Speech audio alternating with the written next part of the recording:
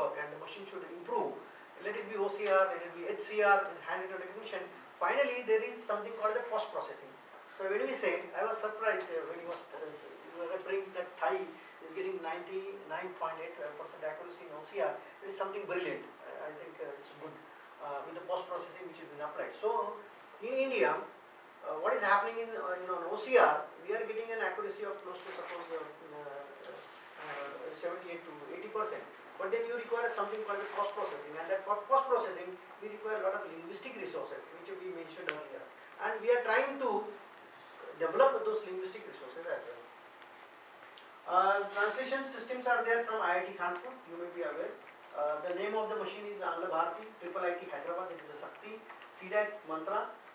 These are some of the systems, and the domain currently, since because we don't say that okay, let us take up the huge task of developing a generic system, but we will restrict ourselves currently to the what is called the tourism, because it's a lot of attraction in India. We do in the states also, there is a lot of attraction, tourist attraction is there. So we have targeted the tourism, but actually we thought earlier when this project was being undertaken that tourism will be easier, but we failed. Actually it is much more complex. Had it been in another what is called the domain, it would have been much more easier, but the tourism domain is much more complex because of the flowery language and metaphoric language which is being used in the tourism domain is really posing a challenge. Okay. So this Angla MT does from English to Urdu, English to Punjabi, English to Malayalam, and English to Bangla.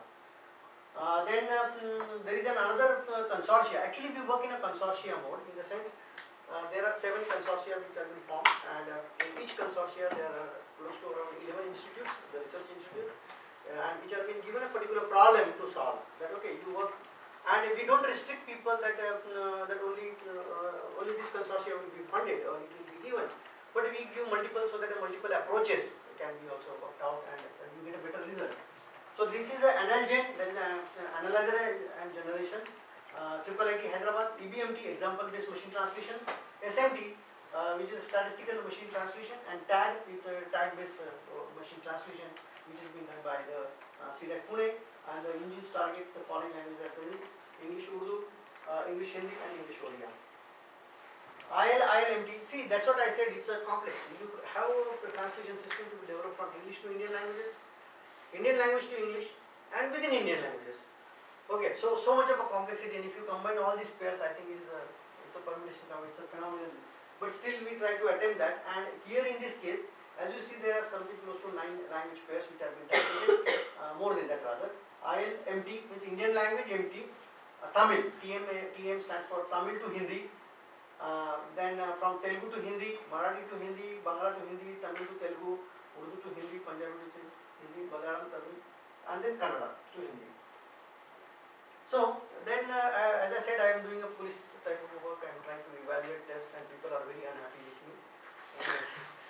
And that's why I am here, because otherwise they will kick me out from there. But it's a good learning experience for them as well as for me. I learn a lot basically, because if you evaluate somebody's product and test, I think I am more knowledgeable person, because I learn from so many people at a time.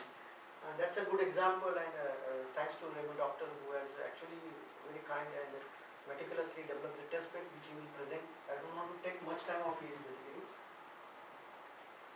So when we say testing methodology for translation system, there are certain standards which have been already established in the worldwide. You are maybe aware of BLEU and Mature and NIST, and these are the standards which are the tools which are used to evaluate the machine translation systems. But as it is for Indian languages, this doesn't work basically, because it's an n-gram analysis, they may not get a perfect result out of it, and so we have to suitably modify the BLEU and NIST to support the Indian languages, and possibly Dr. will definitely speak on the complexities and what the test bed is talking about. More importantly, manual testing will be deployed. So we said that we will do initial stages, because it's a very complex subject, semi-automatic, automatic methods. If I could do automatic machine translation testing, then I think it is better to develop a machine translation system rather than evaluating it. Because developing a tool to evaluate and benchmark a machine translation system, I think it is much more complex than developing a machine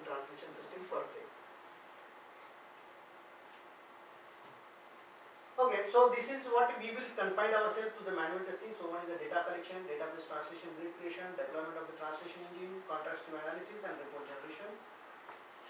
So first stage is to collect the data for testing the translation. This comprises 3 different kinds of samples provided to the consortia based on the corpus which is being used. So we have taken the corpus which has been used for testing or building the system, 10% which has been reserved for testing purposes.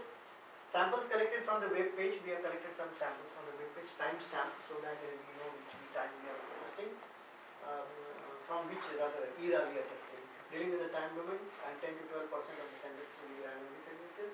Samples, especially from the brochures of the tourist places. Unfortunately, even today, we try to locate the brochures of tourism in Indian languages, and they are not many. They are not many. They are mostly in English, and if they are in one language, then you may not. You have to translate into another language to create the data. So that's a major. And then the tourist place differs also. Tourist attraction places also differ. I will not go because he is going to address this issue. Then secondly, data translation grid creation. So the second stage comprises creation of a translation grid. A panel of 3 linguists are translated proficient in the language being chosen for language. Each will be provided with the samples and asked to translate the same. Context of the samples will be provided to ensure that the translation is contextually valid. A tool is under development in which the source text and the 3 targets will be displayed. This will be submitted to a moderator whose task will be to determine which translation is the best and rate them accordingly. So this is the standard practice what we are following. So these are some of the tools which we have developed. So you get the translations 1, 2, 3, and then the person has to rate which one is the good one, and so on and so forth. So you can rate it whether the first one sentence is better or second and third and so on and so forth.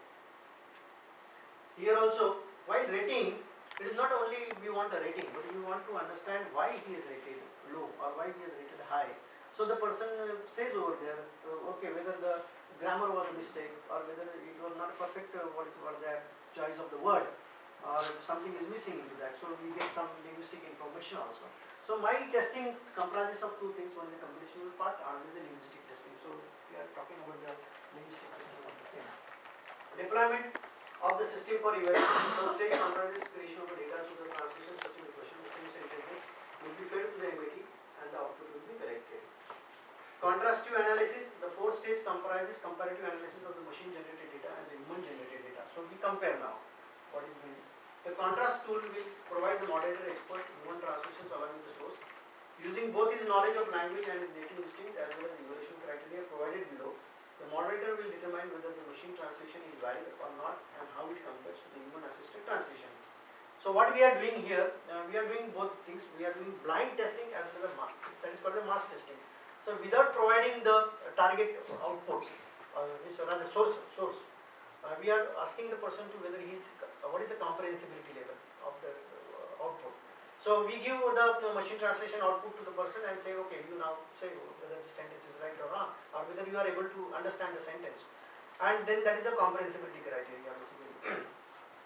And then we also talk about blind as well as open. In the open testing, we provide in the source sentence and then the target also, which is the output of the machine, so that he is able to see whether it is coming perfectly or not.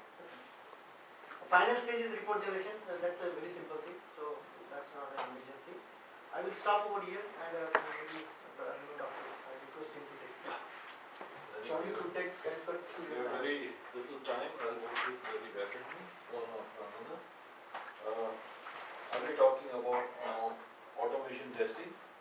Although, as I said, we do not approve of the existing things like Perl, Meteor, and NIST, just because they are not tailored for Indian languages. Indian languages have a very complex system.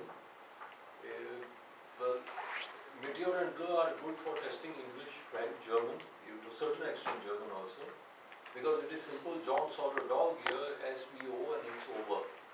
In Indian languages, the same sentence can be written as SOV, VOS, OSV, whatever way you write it, it is correct. It's a question of putting stress. So I can say the dog John saw, John the dog saw, and all are valid and accepted. So when this happens, free word order creates a lot of problems apart from a lot of lemmatizing and information access which the existing